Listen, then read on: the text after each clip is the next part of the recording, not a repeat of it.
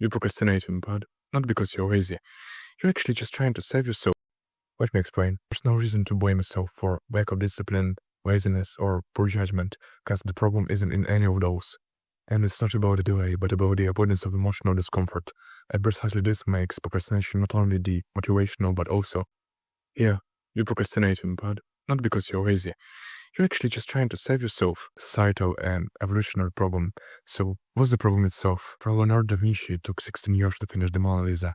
For Victor Hugo, he had to work his goals away to finish the Hunchback of Notre Dame. And 95% of modern students report problems with procrastination, the deadlines being only motivator to finish the assignments in time. Up to 95% of people admit to procrastinating, and 20% do it chronically. Procrastination is directly linked to higher stress, poor health, and lower income.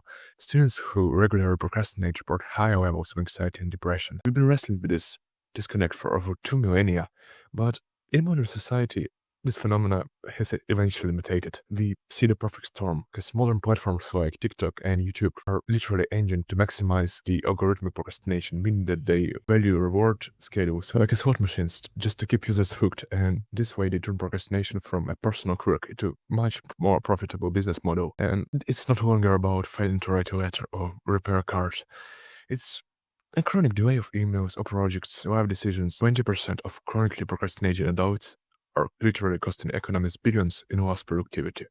Procrastination can reduce life satisfaction by up to 40%, and the average person spends 55 days in a year procrastinating. It's almost 2 months lost. A 2014 study in the University of Colorado Boulder actually reported that procrastination was a heritable trait and the one closely linked with impulsivity. There is an obvious assumption that the procrastination was clearly evolutionary favored in our ancestors, considering that it was extremely effective for outcompeting in the rule of 4F: to fight, flight, feed, and reproduce.